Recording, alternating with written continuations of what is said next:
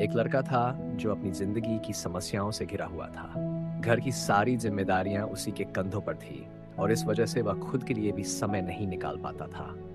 दिन रात वह काम करता रहता था और अपने दोस्तों और परिवार के लिए भी समय नहीं निकाल पाता था। उसके दोस्त घूमने फिरने जाते थे, लेकिन वह नहीं जा पाता था और इस कारण उसकी खुशी धीरे धीरे खोती जा रही थी। उसे याद भी नहीं था कि वह आखिरी बार कब दिल से खुश हुआ था। उसकी मेंटल हेल्थ भी खराब हो रही थी क्योंकि वह लगातार काम में उलझा रहता था। एक दिन अपनी इन समस्याओं का हल ढूंढने के लिए वह एक बुजुर्ग बाबा के पास गया।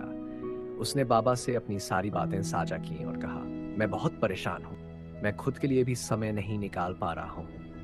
जब भी मैं सोचता हूँ कि अब मैं अपने लिए समय निकालूंगा, तभी मेरी जिम्मेदारियां मुझे घेर लेती हैं। मैं पागल सा हो गया हूँ। अब आप ही मुझे कोई रास्ता बताइए।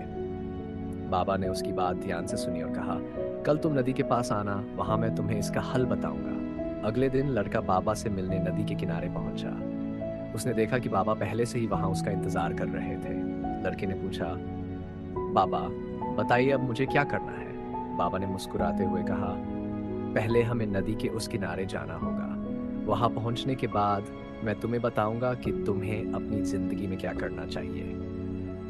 लड़का थोड़ा हैरान हुआ और बोला, हम नदी के उस किनारे क्यों जाएंगे? आप अभी यही क्यों नहीं बता देते? बाबा ने कहा, हम उस किनारे तब जाएंगे जब नदी का सारा पानी सूख जाएगा और हमें नदी की जमीन दिखाई देने लगेगी। तब हम इस नदी को पार करेंगे।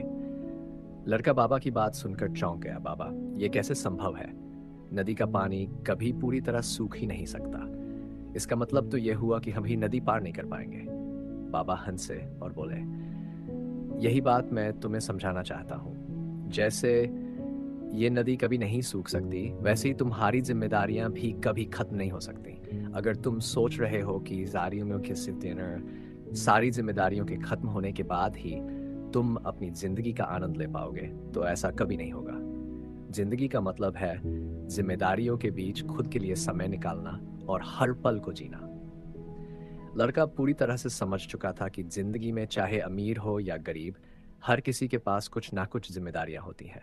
असली आनंद वही लोग लेते हैं जो इन जिम्मेदारियों के बीच से समय निकालकर अपनी जिंदगी का आनंद लेते हैं। इस कहानी से हमें यह सीख मिलती है कि जिंदगी बहुत छोटी है और समय तेजी से गुजरता है। इसलिए हमें हर मोमेंट को जीना चाहिए, क्योंकि अगर हम इंतजार करते रहे तो वक्त निकल जाएगा। अगर आपको यह कहानी प्रेरणादायक लगी हो तो इसे अपने दोस्तों और परिवार के साथ जरूर शेयर करें।